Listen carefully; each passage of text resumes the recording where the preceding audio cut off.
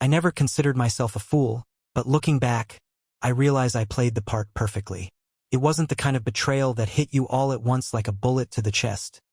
It was a slow, creeping poison that settled into my veins before I even noticed I was sick. And Rachel? She was the one holding the vial, watching me drink it down with a smile.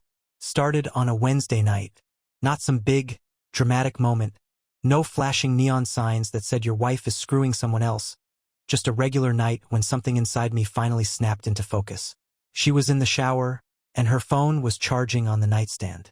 Normally, it was glued to her side, face down, locked, as if it held state secrets. But that night, it was there, unattended, screen lighting up with a notification. A name I didn't recognize. Ethan. Could have been anyone. Coworker. A distant cousin.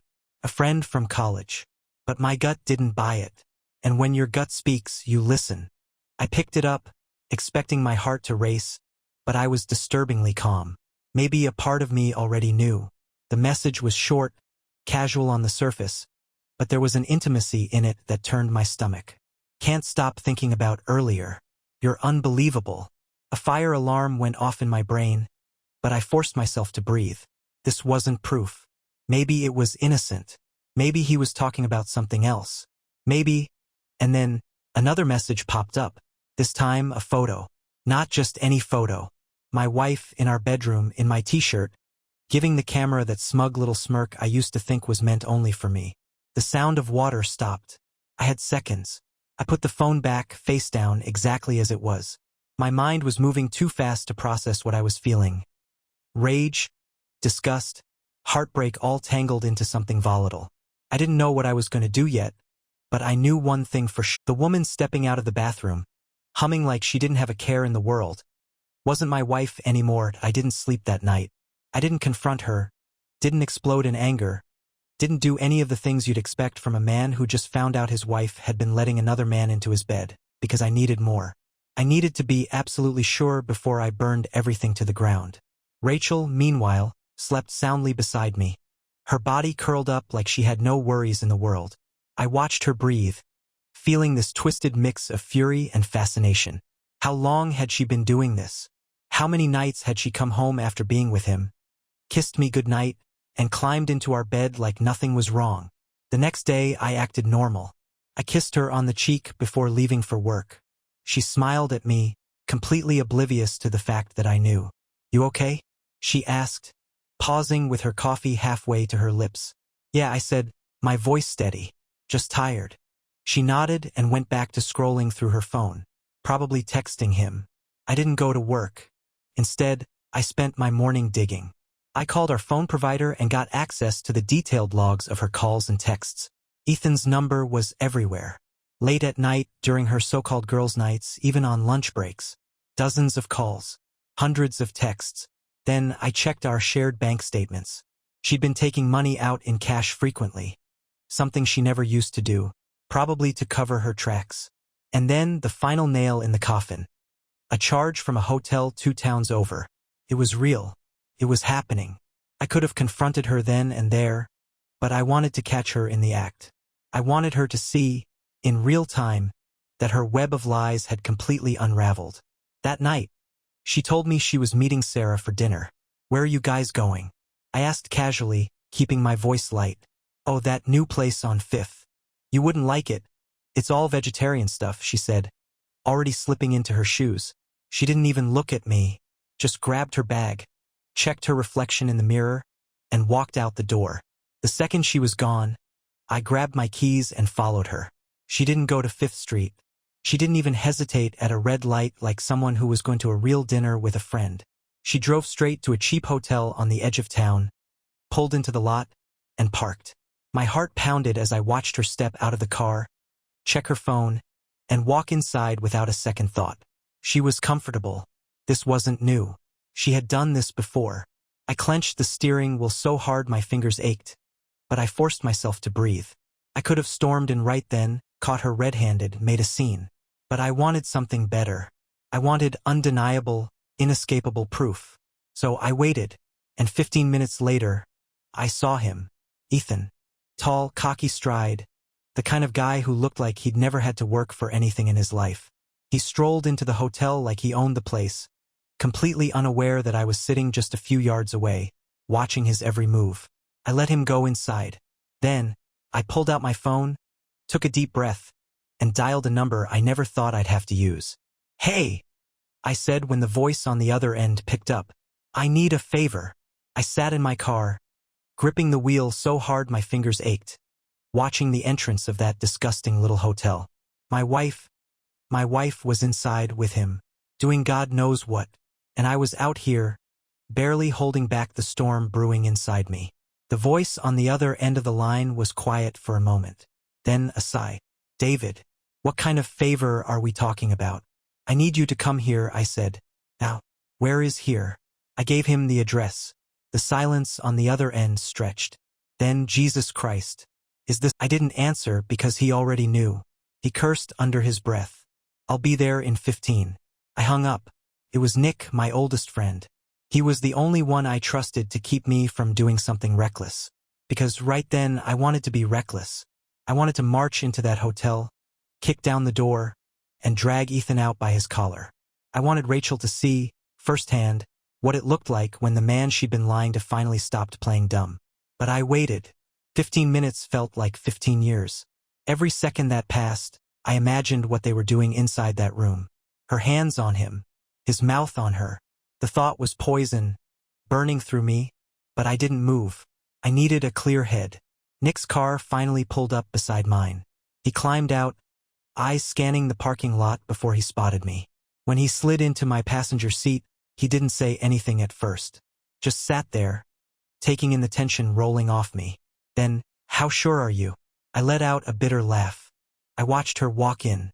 Then I watched him walk in. I tossed my phone onto his lap. Check my texts. It's all there. The hotel charges. The late-night calls. "This is real, Nick." He scrolled through the messages, shaking his head. "F******, he muttered. I knew something was off about her, man. She always had this fake sweetness, like she was performing. "Yeah, well, performance over," I muttered. I ran a hand through my hair, exhaling sharply. "I want to go in there, right now." Nick looked at me carefully. "And then what? You drag him out? You punch him? You cause a scene? And Rachel? What's your plan for her?" I clenched my jaw. I didn't know. I hadn't thought past the part where I caught her. Nick sighed. "We do this smart. You want proof? You want her to have no way to lie, no way to twist it?" I nodded stiffly. "Then let's get proof." He reached into his glove compartment, pulled out a small black camera, the kind used for home security, and held it up. "We record." I stared at it.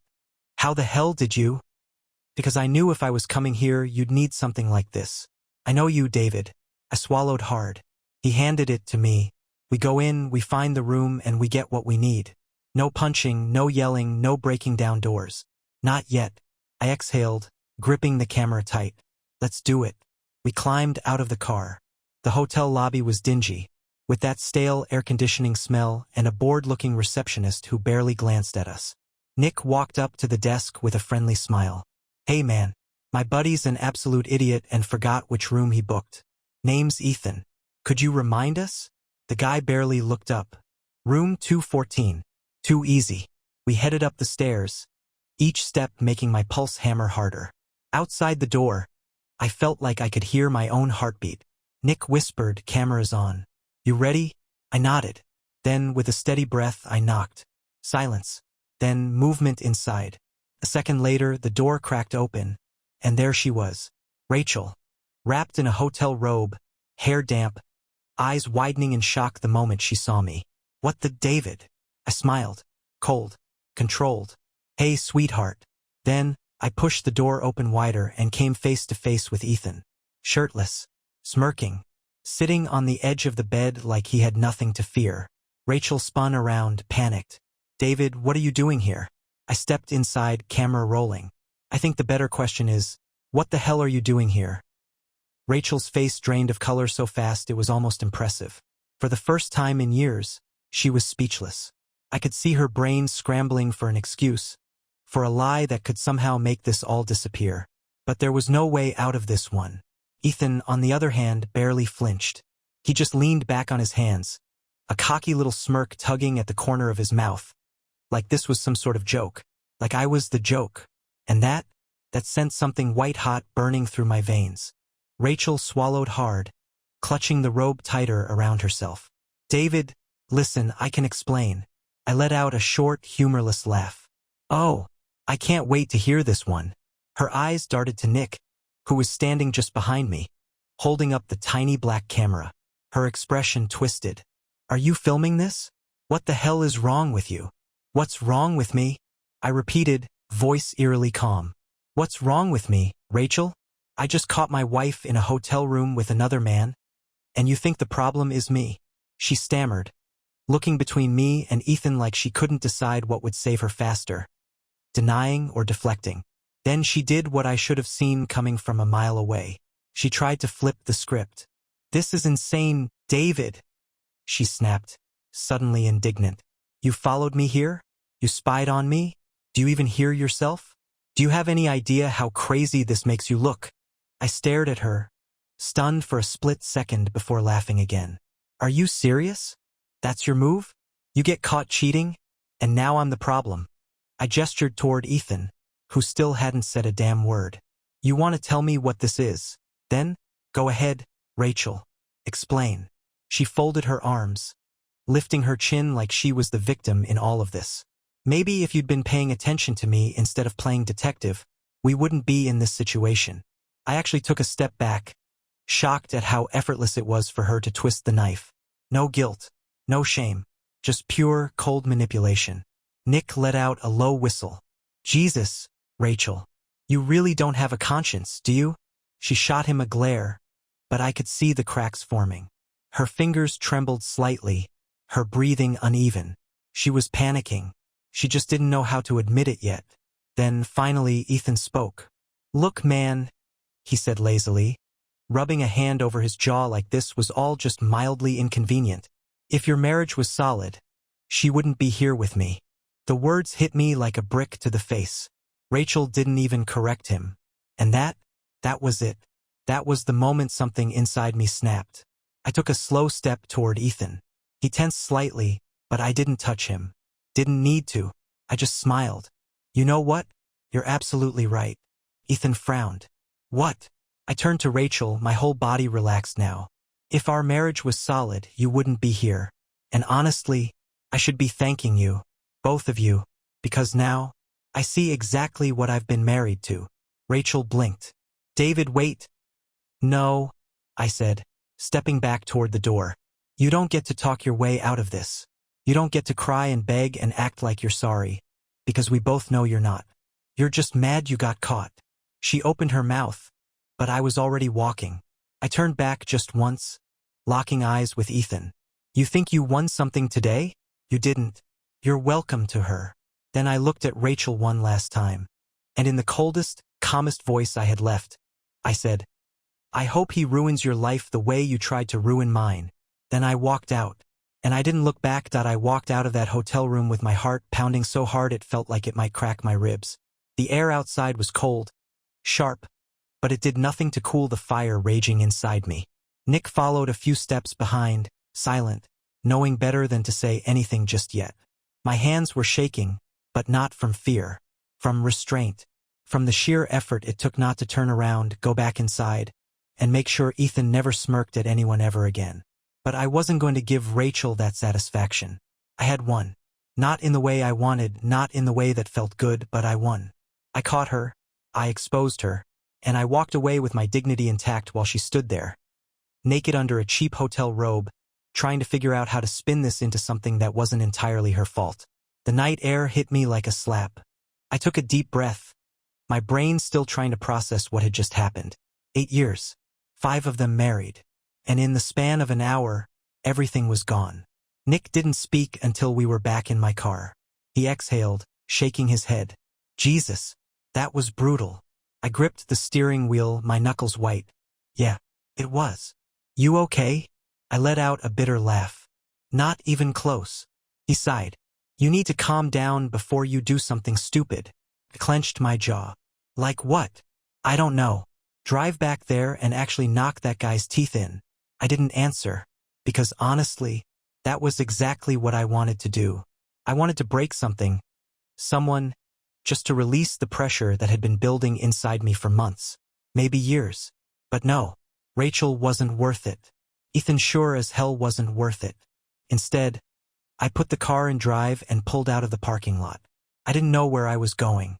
I just knew I couldn't go home. Not yet. Nick watched me carefully. What's the plan? I exhaled sharply. I don't know. Well, are you leaving her? Or, what do you think? I snapped. Then I sighed, shaking my head. Sorry. I can't even think straight right now. He nodded. Fair. We drove in silence for a while. My mind was a mess. Flashes of Rachel's face when she saw me standing in that doorway. Ethan's smug little smirk. The way Rachel didn't deny what he said. If your marriage was solid, she wouldn't be here with me. Like it was my fault. Like I made her cheat. I gritted my teeth. She's unbelievable. Nick snorted. Yeah, she really is. Another silence stretched between us. Then, Nick hesitated before speaking again. You're going to need a lawyer. I nodded stiffly. I know a guy. He's good. Ruthless. You'll need that. I took a slow breath. Send me his number. Nick nodded, pulling out his phone. You gonna stay at your place tonight? The thought of sleeping in the same bed Rachel had shared with me while sneaking around with Ethan made my stomach turn. No, I said. I'll get a hotel. Good. I gripped the wheel tighter. I don't even know what to say to her when I see her again. Nick shrugged. You don't have to say anything. Just serve her the papers and be done with it. I exhaled slowly. That was the smart move. The logical move. But part of me wanted to see what she'd say. Wanted to hear her try and justify it. But did I really care anymore? I pulled into a random parking lot and leaned back in my seat, closing my eyes for a moment. Then my phone buzzed. A text. From Rachel. David, please come home. We need to talk. I stared at the screen, my pulse spiking again. Nick leaned over. And there it is. The damage control. I didn't respond. Didn't even know if I wanted to respond. But I knew one thing for sure. She wasn't going to like what I had to say. I stared at Rachel's text, my thumb hovering over the screen. David, please come home. We need to talk. Talk? Talk? Now she wanted to talk? Not when she was sneaking out in the middle of the night. Not when she was making excuses, covering her tracks, lying to my face every damn day. But now that I had caught her, now she suddenly wanted a heart-to-heart. I let out a slow breath, my anger simmering just below the surface. Nick was watching me, arms crossed, waiting to see what I'd do. You gonna answer her? He asked. I exhaled sharply, my fingers tightening around the phone. I don't know. You do know, he said. You're just deciding whether or not you want to hear her BS. He wasn't wrong. I knew Rachel. I knew exactly what was coming. She'd twist the story, paint herself as the victim, try to pull me back in with half-truths and tears. But I was done playing her games. I locked my phone and shoved it into my pocket. She can wait. Nick nodded approvingly. Good. Let her sweat. I drove aimlessly for a while, letting my mind race through every possible scenario. I could go home, let her try to explain, and rip her excuses apart one by one. Or I could stay away, let my lawyer handle everything, and never give her the satisfaction of seeing me break. But I wanted to see her squirm. I wanted to watch her struggle to justify what she'd done. I wanted her to feel what I was feeling, even if it was only for a second. So I made my decision. I'm going home, I said finally. Nick raised an eyebrow. You sure? I nodded. Yeah. I want to hear what she has to say, and then I want to watch her face when I tell her it's over. Nick smirked. Wish I had popcorn. When I pulled into the driveway, Rachel's car was already there.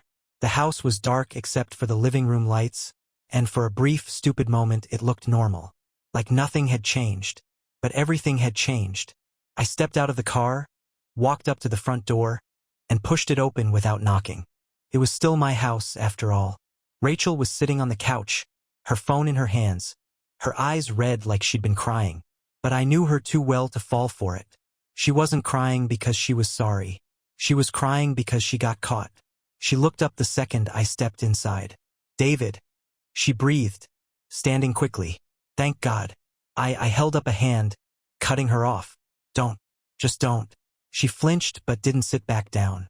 I shut the door behind me and leaned against it, crossing my arms. All right, Rachel. You wanted to talk? Talk.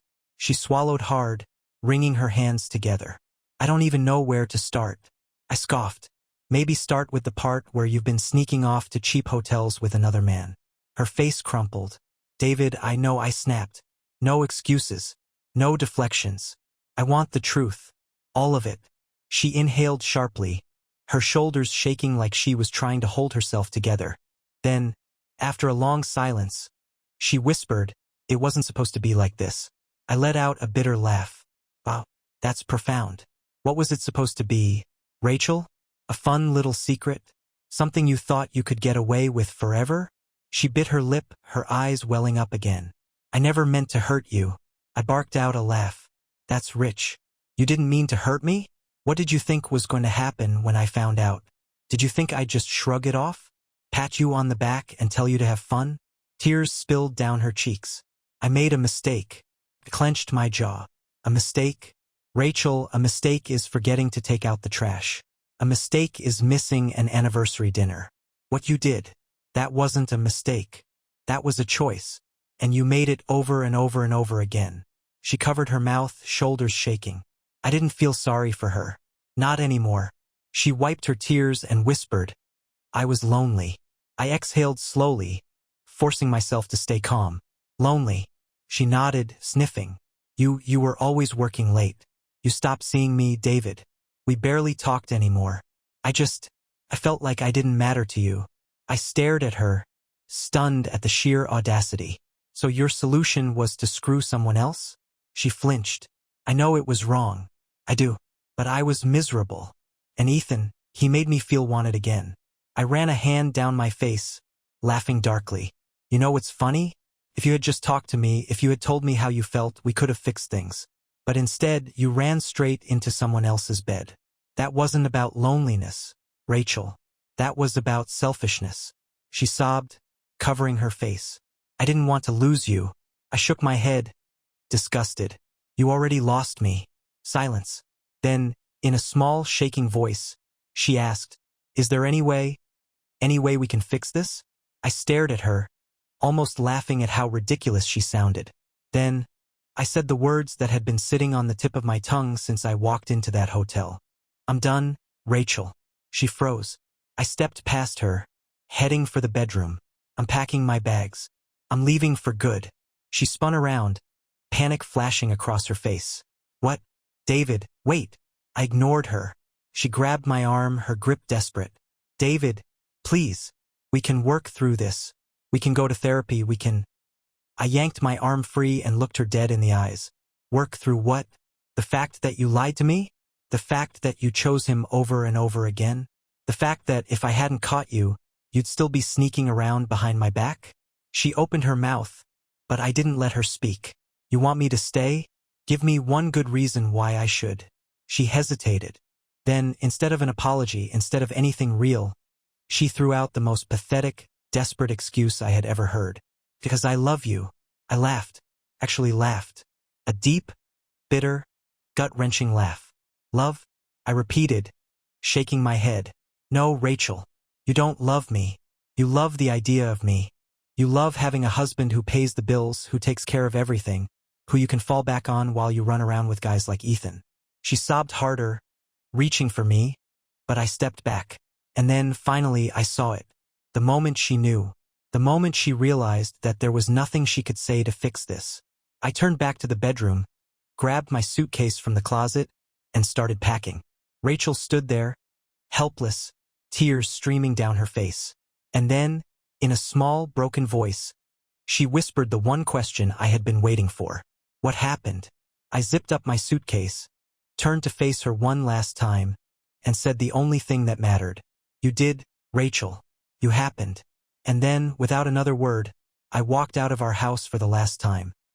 The cold night air hit me as soon as I stepped outside, but I barely felt it. My head was pounding, my pulse still racing from everything that had just happened. My suitcase felt heavier than it should have. Maybe because I wasn't just carrying my clothes. I was carrying the last 8 years of my life, packed into a bag like it was nothing. Rachel didn't chase after me. Maybe she knew it wouldn't matter. Maybe she was still standing in the living room, crying into her hands, realizing just how badly she had screwed up. Or maybe, more likely, she was already trying to figure out how to spin this, how to make herself the victim in whatever story she'd tell people. I didn't care. Not anymore.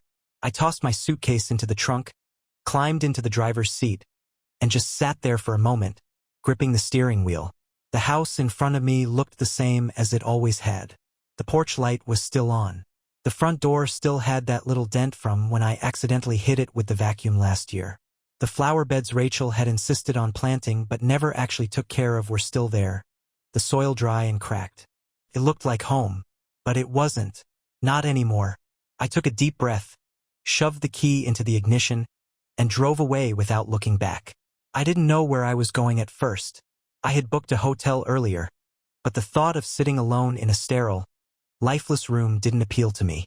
So instead, I found myself pulling into Nick's driveway. His porch light flickered once, a problem he had been meaning to fix for months but never did. The second I stepped inside, he took one look at me and handed me a beer. "Figured you'd show up," he said, collapsing onto the couch. "How bad was it?" I took a long swig before answering. "Worse than I thought." He let out a low whistle. "Damn." I dropped my bag by the door and sat down across from him, feeling exhaustion settle deep into my bones. My whole body felt heavy, like I had just walked away from a burning building and was only now realizing how much of the smoke I had inhaled. "You really left?" "Huh?" Nick asked, watching me carefully. I nodded. "Yeah, it's over." He studied me for a second, then exhaled. "You okay?" I let out a bitter laugh. "Not even close." Nick didn't say anything for a moment, just took a sip of his beer. Then, casually, he said, "So, you want me to key Ethan's car or what?" I snorted. Tempting. But no. Shame. I would have gotten creative with it. I shook my head, taking another drink. "She tried to blame me," I muttered after a moment. "Said she was lonely." Nick made a disgusted noise. "Oh, screw that. That's the oldest excuse in the book. If she was lonely, she could have talked to you. Instead, she jumped into bed with some douchebag who probably uses hair gel unironically." I chuckled, but there was no real humor in it. "Yeah, that's what I told her." Nick leaned back, watching me. "So what's next?" I exhaled slowly. "Lawyer first thing in the morning. I want this over with as fast as possible." "Good." Silence stretched between us.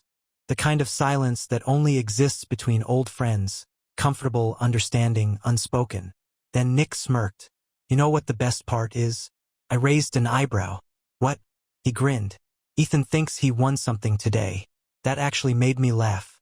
A real, genuine laugh. Because Nick was right. Ethan had won a liar. A cheater. A woman who had betrayed her husband without a second thought. He had won someone who would do the exact same thing to him eventually. Maybe not today, maybe not tomorrow, but it would happen. Because people like Rachel, they don't change. And me? I had lost someone who never really loved me in the first place. Which meant, in the end, I had won. The next morning, I woke up feeling like my entire body had been run over by a truck. Not physically.